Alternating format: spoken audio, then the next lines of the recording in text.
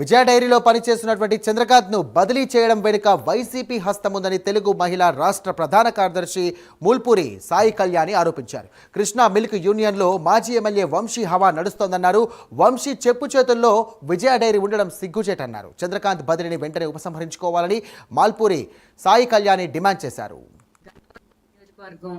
బాపులపాడు మండలం రేమల్లి గ్రామంలో మరి చంద్రకాంత్ అనే వ్యక్తి గత కొంతకాలంగా విజయ డైరీలో పనిచేస్తా ఉన్నాడు.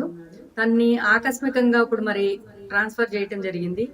ఇంత అత్యవసరంగా ఆయన ట్రాన్స్ఫర్ చేయాల్సిన పరిస్థితి ఎందుకు వచ్చింది? అసలు విజయ డైరీ అనేది మన అపోజిషన్ లో చూసాం మనం, మన వైసీపీ ప్రభుత్వంలో ఆ రోజు ప్రతి ఒక్కటి పార్లర్ కానీ మరి ఇక్కడ కృష్ణా జిల్లా నుండి వెస్ట్ గోదావరి వరకు ఆ రోజు పార్లర్లు రన్ అయినా ఏదైనా వైసీపీ వాళ్ళకే ఎక్కువ ప్రాధాన్యత జరిగింది. వైసీపీ మరి వంశీ అనుచరులు కానీ ఎవరైనా సరే వాళ్లే ముఖ్య రోల్ తీసుకుని వాళ్లే చేశారు.